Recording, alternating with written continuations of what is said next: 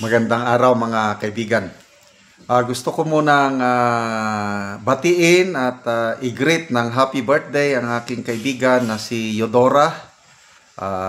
Happy birthday Yodora. May you have more birthdays to come. Salamat sa iyong tulong sa channel na ito, sa palagi mong pagpapadala sa akin ng mga articles, posts, and videos para makagawa ko ng reaction vlog. Okay, pag-usapan natin ngayon ang post ng Ang Balita Ngayon. Tungkol ito sa panaginip ni Attorney Rowena Guanzon. Tambi and Kim Jong-un are the same. Yung North Korean leader, yung diktador doon. Manila. Former COA and COMELEC Commissioner Rowena Guanzon shared his unique dream. In a Facebook post this Sunday, Guanzon revealed that he allegedly dreamed of only one person with Tambi and North Korean leader Kim Jong-un. I dream of Tambi and Kim Jong-un were one. It's crazy, sabi niya. That's why it's the same. The nickname Tambi is a nickname on social media that netizens often associate to House Speaker Martin Romualdez. Guanzon shared no additional details. It is also unclear whether the dream has anything to do with the current state of the country or international relations. However, some netizens said it seemed to have a symbolic meaning that needs no explanation. There is no official statement from Speaker Romualdez, not even from North Korean government. Ayan o, hugis ng muka. Medyo may pagkahawig nga sa hugis ng muka. Okay, speaking of North Korea, yung style ng governance ba? Maraming pobre sa North Korea dahil diktador din, komunista eh. Ang yumayaman doon, kung sino lang yung nakalagay sa poder, lavish ang lifestyle nila, ang karamihang na citizens naghihirap. Hindi katulad sa South Korea. Yan po, sa governance. Dito naman sa Pilipinas, yung style ng ayuda, ganyan din. Gusto itong mga nagbibigay ng ayuda na ang mga tao, they will remain poor para umaasa lang sa gobyerno. Ganun ang style ayuda. Kasi yung ayuda, hindi yon nakakatulong. Hindi yon band-aid solution yun. Nagiging dependent ang mga tao sa ayuda, halos hindi na gusto magtrabaho kasi hinihintay lang ang ayuda. Tawag doon, may nabasa akong post, predatory governance. From the word predator, na yung style ng governance yan, yung ayuda. Sige lang, dyan lang kayo. Mas mabuti, pobre kayo. Para pagdating ng eleksyon, ayuda na naman, akap, tupad, kung ano-ano yan. Yan, buhos ng pera. Yung mga tao, ayun, bubutuhan din nila yung nagbigay sa kanila ng ayuda. So, anong mangyari sa bayan natin yung kanyang klaseng style na ayuda? Ang mayayaman, ang mga politiko, sila ang yumayaman. Samantala, ang mga taong nasa laylayan, they will remain poor. Ganyan po ang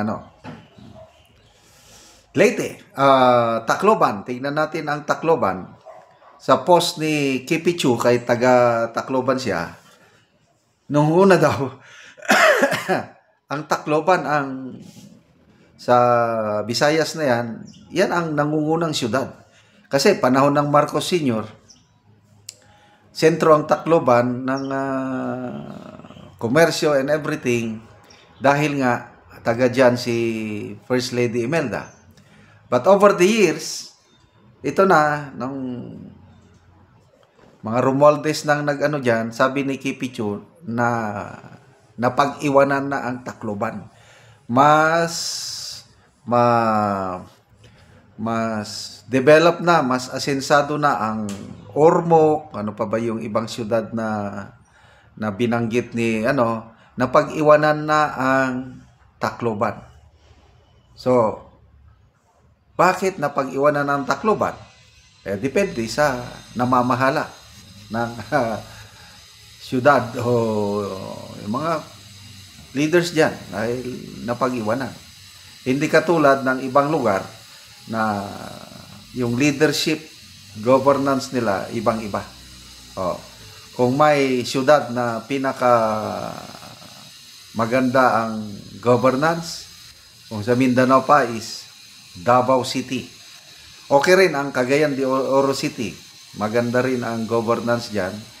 Sa Visayas, mayroong binanggit ni Kipicho na isang syudad dyan na nalampasan na ng naunahan yan ang Tacloban.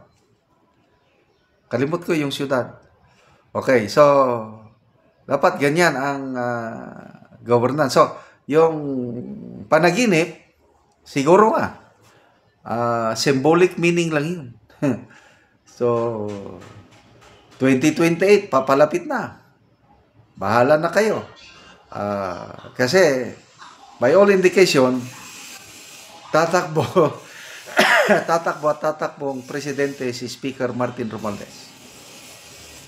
At ang nakikita niyang malakas na kalaban is si VP Sara at ang pananaw ng maraming political analyst is kailangang mawala sa landas nila si VP Sara para mas madali silang manalo. Kasi ganyan sila disqualified ang mga kalaban.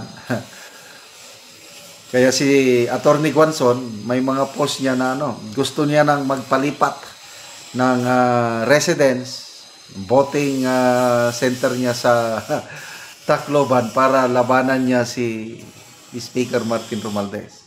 Sabi pa niya, itaga nyo sa bato. Hindi yan mananalo bilang presidente. Nagkandidato siyang senador, if I'm not mistaken, 2016. Number 15 lang siya. After that, hindi niya na inulit ang isang national position. Okay, salamat mga kaibigan sa inyong pagsubaybay sa ating channel. Nakakatulong kayo ng malaki sa tribong Talaandig ng Bukidnon dahil ang income natin sa channel na ito is pantulong natin sa tribo. Namimigay tayo ngayon ng livelihood assistance, nagpapatanim ng saging lakatan at saka Arabica coffee.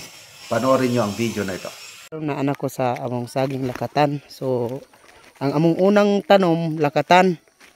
So, 240 tanan ang among tanom nga lakatan. So, tama ni sa Ilaya. O kining among lakatan hapit na pod ni mamunga.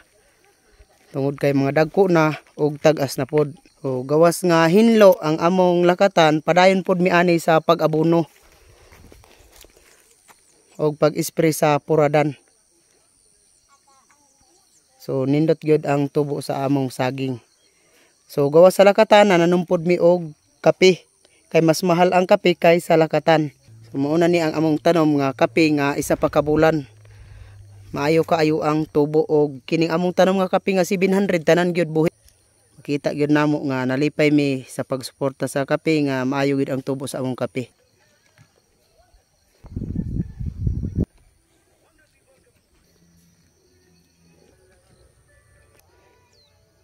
So isa pa ka bulan ingon ani na gyud ang itsura sa among kape. Og amo na pod ning giabunuhan ang among kape.